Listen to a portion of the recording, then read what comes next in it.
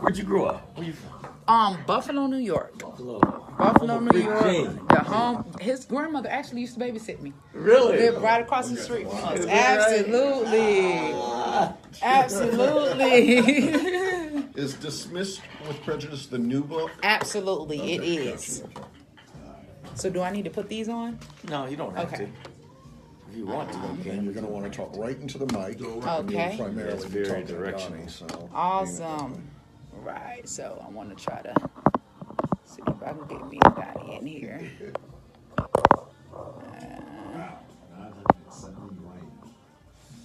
What? Kermit Washington. Negan? No, George Washington. Oh. Constitution.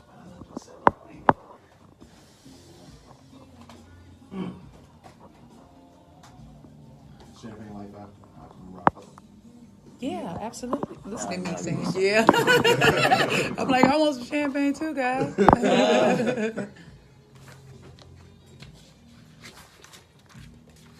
Let's do Jill. We didn't do It's Long. Okay. So you're on a book tour now? Absolutely. Ever since we started the taping of the show and the show aired, I've kind of been on the road, you know? Good. That's good. Absolutely. When did the show start? Well, we aired, our first air date was in March, so we aired all the way until the end of April. Oh, okay. So Okay. there's talks of a new season, so Oh, is that hopefully right? Okay. we'll be back on All right, again. well, let's talk about all of that. Absolutely.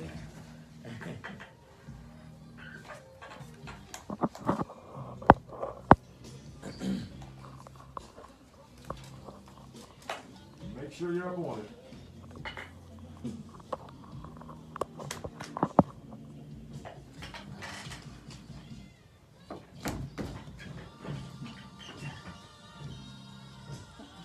Mention this right? Breaking my heart.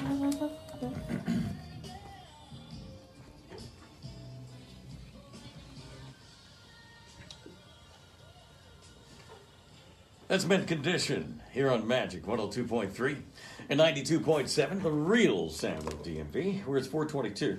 We have a guest joining us in the studio now. Her name is Angela Stanton. And Angela has a very fascinating story. She's got a book called Dismissed by Prejudice. Dismissed just your with latest prejudice. book. Absolutely. I'm sorry. Dismissed correct me? with prejudice. Yes. Okay. Is your third book? Absolutely. Okay. Absolutely. I've written a total of 5. This is my third book, and I've published over 50 through my publishing company. Wow, is that right? Absolutely. Really? All right. Well, welcome, Angela Stanton. Good Thank to have you. Thank you so much, Yeah. Donnie, for allowing me to come on your show. Man, it's a pleasure. Absolutely. And she also has a show on BET. Yes, we do. From the Bottom Up. It's produced by Queen Latifah and Nikki Gilbert, and it's kind of like a docu-series that follow women who have had mishaps in life and are kind of Yeah. like building their way back up from the bottom up. Well, Queen Latifah's perfect for that. She She had trouble. is. Did she kill her husband? Was that in the movie? Yeah. Right, because I'm like, That's why I big- don't remember Queen Latifah having a husband, but okay. Yeah, that's why Big Mama was in jail in Chicago. Right, Yeah, absolutely, that was a fiction absolutely, Oh. absolutely. Yeah, so do you get to work directly with Queen Latifah? on Not this project? directly with Queen Latifah, but directly with Nikki Gilbert, James DuBose, and some other big names. Uh-huh. Absolutely. Yeah, so do you enjoy it? You enjoy the show? I do enjoy it. I enjoy it because it gives me a chance to show real reality. So many times we see on reality TV, everything is supposed to be real, but it's really fake and it's Yeah. scripted and it's so ratchet. So Yeah, I think right. me being able to share my story gives a lot of people hope and inspiration. Well, tell us your story. Well, if I go all the way back, well, first of all, my whole life story is in Life of a Real Housewife. But at the age of 5 years old, I was molested by a family member. And I told, and it was swept under the rug. Nothing was done about it. And that there was the beginning of my downward spiral. Wow. I'm currently studying psychology now because when I look back over my life, I realized that was the moment that changed my whole destiny. I had kind of like when I told, because it was family and it was swept under the rug and nobody did anything about it, it made me lose a lot of self-esteem. It made me feel as if I was unimportant. It made me kind of like a fighter because I always wanted to fight to be heard. And not only that, something that people don't ever talk about, once we're turned on to sex and we get that feeling, it doesn't go away. So even at the age of 5 or 6 years old, I would have these feelings. And even to the point where my mother and my dad at times caught me masturbating. And I think it was something that they chose to kind of like overlook because they didn't really know like what to do about it. But I think that some type of preventive measures should have been put in place to like help me along the way. Because of that, I ended up being very promiscuous. I ended up having my first baby at 14. She's a lawyer now, right here in Washington, D.C. Oh, really? Graduated from Howard, yes. Really? And just was very promiscuous because I didn't have any respect. Like I didn't know my self-worth. I didn't know how precious my insides were because someone had took them. And nothing was done about it. So I said, you know what? Let me start this journey of being real and being honest and being transparent and trying to help other women, other men, anybody that has kind of like been through some of the things that I've been through. As a result of the sexual abuse, of course, I ran to the streets, in and out of trouble ever since I think I first got arrested the first time at 12 years old. Just hurting. You know how we see these kids, they out here, they can't find their way? Yeah, right. I was definitely, I ended up in prison. I had been in prison probably about 2 times before, but on my last stint in prison, when I was arrested for title fraud, I was also 7 months pregnant. And I ended up giving birth to my daughter handcuffed to a bed. And even in that instance, the sheriff stood there, right, and watched the whole thing. The nurse asked him, she said, you know, what's going to happen? What is she going to do? She got a 7-pound baby coming out of her butt. Can you step outside of the room? He refused. And I mean, he had his eyes dead, crack in the center of my butt. I think then again, I felt sexually abused. 24 hours after that, she was taken from me because, of course, you know, we all know the big thing that's going on now with the immigrants and they're saying, you know, separating the children. But I want people to know that it happens to us. Anybody that's been found of committing a crime and you go to jail, you can't take your kids with you. So this is something that's been going on for a very long time. And I was sent back to the prison, hemorrhaging, stressed out. We weren't only allowed like 3 pads a day. So I was bleeding everywhere. I had to take my white T-shirts and kind of like make a makeshift pad to catch the blood, wash it out in a towel. The jail was overcrowded. I was given a mat and told to sleep on the floor. So I'm trying to get up and down. I mean, I had just had a baby 24 hours ago. And from there, everything just seemed to fall. 3 months after that, my mother died of a massive heart attack. The chaplain called me in the office to tell me that my mother had passed away. I think in that moment, I had to reflect over my life because I wanted to know, how did I end up in prison? Because I wasn't allowed to go to my mother's funeral. So it really did something to me because I don't know if you remember Brian Nichols, but he had just shot up the courthouse so they weren't transporting any prisoners. And I think at that moment, I realized that I had absolutely no control over my life. And so I had to make a decision that day, like, am I going to live or am I going to die? And so while I was in prison, I had to look in the mirror and I thought about it. You know how we're all asked that question when we're younger, what do you want to be when you grow up? Nobody says, I want to go to prison. There are things that happen to us that put us on the path to prison. So I just started reevaluating my life and asking myself a series of questions because I wanted to figure out what went wrong. And I asked myself things about my childhood. What do I think put me on a path to prison? What would I do differently if I had a second chance? And after getting those answers from myself, I was so amazed by what I had learned about myself that I started walking around prison every single day with the pen and the pad, interviewing women that were in prison with me, asking them the same questions. And that was the first book, Life Beyond These Walls. Wow. And so, of course, we all know the big story, you know, Phaedra Parks and her husband, Apollo. Phaedra and I were really good friends at one point. She was someone that I kind of looked up to like a sister. I was someone that was kind of like just lost and in the streets and looking for guidance. And I think when we're young, we are not mature enough to make some of the proper decisions. And sometimes you look to people thinking that they're helping you, but they're actually only helping themselves. And they'll use you and they'll throw you away like yesterday's trash. And so I went to prison, got locked up for this big criminal scheme that we were involved in. I got arrested. Apollo got arrested. His street brother Everett got arrested. Everybody went to jail but Phaedra. At that point for me, there was no need to tell on her because I was loyal to her. I was already down. There wasn't no sense in her going down with me. And on top of that, I looked at her to be my savior. Like, if anybody could get me out of this situation, it would be her. Over the course of time and my mother dying, I had no idea that while I was in the States, that the feds was preparing a case against me. Phaedra knew this. By the time I got out of state prison and walked out of those doors, the feds were there waiting for me. This is after I had my baby. My mother died. My grandmother died. So I had served 2 years in the state, thinking I'm getting ready to go home. And when I step out of the prison, there are the feds. So the feds arrest me, and now I've got a new charge, but it's all the same crime. But it was conspiracy because we had crossed the lines. And I'm only giving you guys bits and pieces because I want you to get the book. But this is juicy. So I get out of prison, and me still, I'm not knowing what's going on. Phaedra went to my mom's funeral. She was standing in my place because I couldn't be there, holding my baby, all of this. So I'm out of prison, and I'm calling Phaedra, and I'm calling Phaedra, and I'm calling Phaedra, and she never answered the phone because I'm like, hey, I got this book. I can go get this book published. Because mind you, when I was released from prison, I was given a $25 check and a bus ticket and told to go start my life over. All I had was 4 kids and 2 garbage bags full of clothes.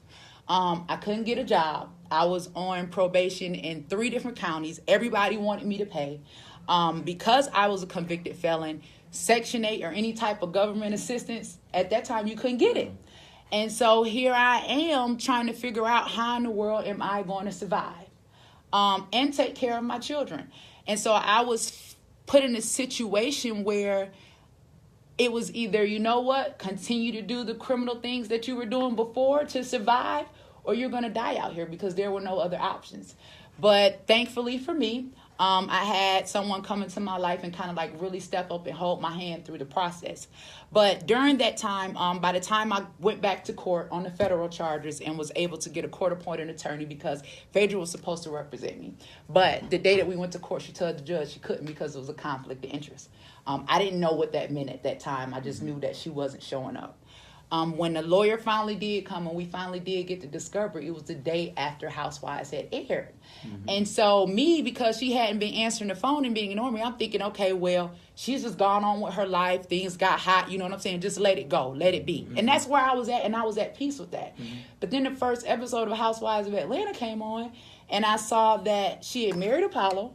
Not only did she marry Apollo, but our other co-defendant, she had given him a job in her office working as a paralegal. I get to court the next day. They appoint me a public defender, Suzanne Hashmi, thank God. We get a chance to go through the discovery. And basically, they testified that I was the mastermind and that they worked for me. When in actuality, we worked for Phaedra. So it's kind of like I was the fall guy.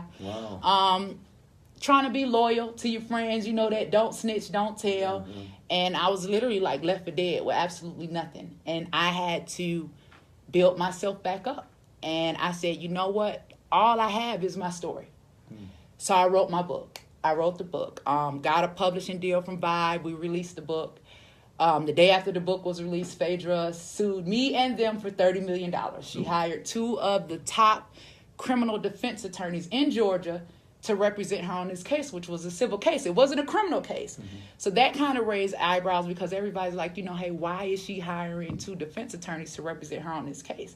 So it's like, even after everything that happened in jail, now you're suing me for $30 million. God knows I didn't even have 30 cents, let alone 30 million. I mean, me and my children were literally buying big blocks of wax and melting them down and making scented candles on the street, selling them, trying to just pay the bills. So God blessed me with an attorney, James Rafford, who came in, took the case pro bono. We litigated that case for 4 years, and it ended for me in victory in 2016. Her case was dismissed with prejudice. So I'm free and clear to tell my story. Dismissed with prejudice. Absolutely. So that's what the book is about. It covers the whole entire case, the deposition. It was just a lot. It's kind of like, you know, kicking a dead horse, because it's like, that was all I had was my story. I didn't have any other way to make it. You understand what I'm saying? Because I had screwed up so much in the past. I'm sorry. I had screwed up so much in the past. And my story was literally all I had. But I know God wanted me to tell my story because there were so many people that I needed to help. There were so many people that I needed to give strength and inspiration to. And I trusted him. And when I wrote Life of a Real Housewife, I wrote my entire story. Although Phaedra is in it, but it's my life story. So is my cousin in it, first name, last name, that abused me when I was younger. And it caused a lot of family divide as well. But you know what? At some point, it has to stop. Right? Right. We've got to speak up. We've got to stop being silenced, because silence is what allows the next person to continue to be victimized. Right. And so when I told my story, for me, it was a form of release. Like, I had to get all of that stuff out of me, and I had to release it into the atmosphere, because when I laid down at night and cried myself to sleep and was haunted by all of those memories, and instead of me looking at my children as people that I love, I was starting to resent them because I couldn't provide for them. And there was even a time where I thought about taking my life and taking their lives as well, because I didn't want to leave them here. And I knew that they didn't have anybody else but me. But I was able to stay faithful. And through all of that, today I have a thriving publishing company. Oh, we've got celebrities that we publish books for, members of the King family. I've gotten the opportunity to be on a wonderful show on BET and work with wonderful people. I'm out here advocating for prison reform. I'm up here just trying to make a difference and using what I got. Wow, what a story. This is like the first time I've ever done an interview. It's just one question. Right. What is your story? And I'm telling you, you just told it so well. It's just, what an amazing story. Yeah. You know, and, going back to when you were 5, when this, when your life was forever changed, it's so sad, because, people, I don't think people always understand how impactful something like that is. Right. And during that time, that's what we did. Yep. People swept those things under the rug. They just didn't talk about them, Right. And so, man, I have mad respect for you for Thank you so much. talking about it and for writing your books and helping other people, Absolutely. to deal with this, because we do need to face it, that this is real stuff. It's a real epidemic. And I mean, and even in the first book, after I interviewed those women, I interviewed almost 200 women. Over 80% of those women suffered from sexual abuse in their childhood. Wow, is that right? Yes, absolutely. So it's definitely something that we need to touch base on, and we need to start talking about it, and we need to stop being silent. Yeah. So I'm hoping I can give somebody strength. All right, well, you are. How do they get the book? Both of the books are available online. Life of a Real Housewife and Dismissed Prejudice, they're on Amazon. They're also available on my publishing company at StantonPublishingHouse.com. If you Google my name, Angela Stanton, everything will pop up, so you'll be able to find it. Man, you are such an inspiration. Thank you so really much. are. I'm so happy that we had you on the show today. Thank you I so really am. much. Continued success to you. I All of will, you. and everyone can follow me on Instagram at the Angela Stanton and my publishing company, Stanton Pub House. Anybody that has a story, you've been afraid to speak up, you need somebody to have your back, Stanton Publishing House is here to do that. Oh, love it. All right, Angela. Thank you so much. Thank you. All right, Angela Stanton here on Majic. 102.3 and 92.7. We're the real sound of the DMV, where it's 4:37 now.